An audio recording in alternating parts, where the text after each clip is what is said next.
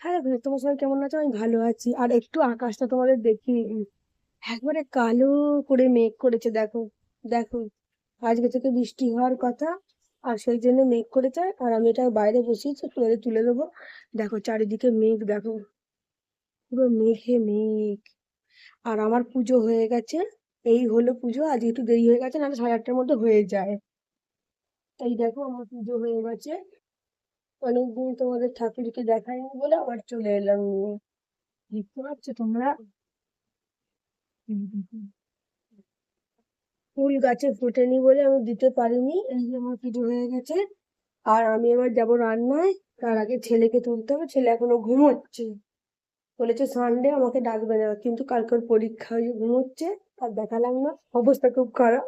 আর এই দেখো কি অবস্থা, কালো করে একদম মেঘ মেঘ। কিন্তু যদি খুব বৃষ্টি হয়, জল জমার চিন্তা। আর হালকা বৃষ্টি হলে প্রচন্ড গরম হচ্ছে। তোমাদের কার কার ওখানে বৃষ্টি হচ্ছে আর কার কার ওখানে গরম, একটু কমেন্ট করে জানিও।